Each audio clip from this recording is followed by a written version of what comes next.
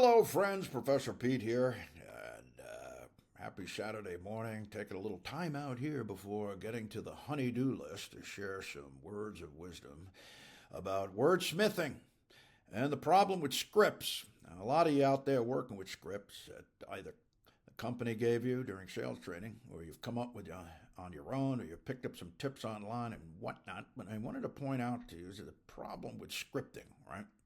The problem is, for the most part, under pressure, much of all the words that you see here in this example to my left and your right is just a lot of things to remember. And in a moment of pressure, crisis, when a curtain rises and it's showtime, suddenly there's stage fright, trying to remember your lines. Good grief.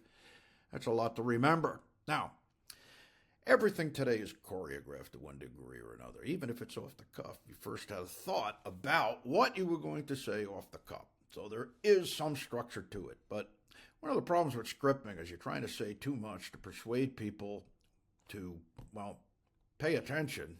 But a lot of the words and phrases you see in this script sample here are doing more to push the prospect's attention away from you than capture it. So if you're having problems making conversation with prospects, it's probably that you're using some sort of script outline like this one, right? One of the things that really bothers me about this script is that there's a lot of yous, and not much said by the prospect. Now, this is a reactive script, right?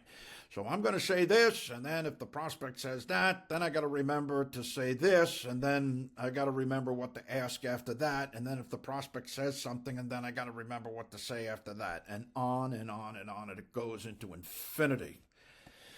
It's no wonder you're frustrated, all right? You're putting too much pressure on yourself to say the right thing the right way. That's why you need to have your dialogue choreographed in little snippets, will you? Little boxes of dialogue that you spoon feed your prospect, all right? You're so-and-so from somewhere, and you're hoping you have 10 seconds. That's all you're going to get. Somewhere down here, he's asking for 20. 10! And then be able to explain within that 10 seconds your purpose to a buying market, okay?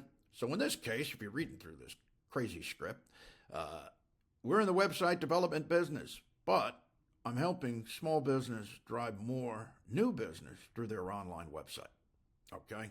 Then we can get into whether or not the person I'm talking to gives a hoot or a holler about their website and the e-commerce traffic there and conversion and product sales. Well, they don't. If it's not a focus of attention, then I need to be talking to somebody else to see if I might get their attention as to what I may be in a position to do for your company.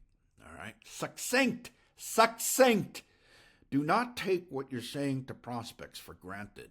They're listening. Now, they may not be paying attention and may not consider you a friend and worthy of their attention. They'll listen, though. They wait for the trigger words and phrases, and they're loaded in their script. They're all over the place, you know.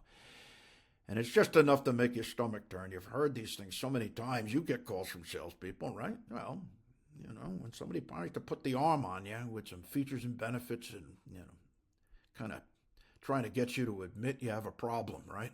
That's what this script is trying to do. Trying to get some person to admit they have a problem with their website so that I can share with you what we're doing to be successful with other companies, right? All right. You like apples? How do you like them apples, right?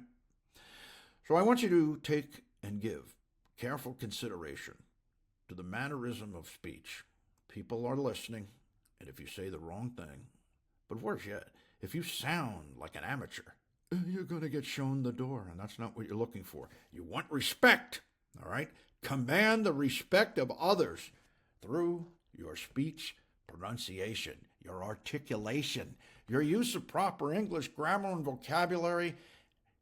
And by golly, you're going to be a wordsmith yourself in no time. But be careful. Words matter. How you sound determines how well you'll sell. All right. Well, I hope you enjoyed my mini lesson here. Professor Pete saying so long for now until our paths cross again. Happy hunting. I mean it.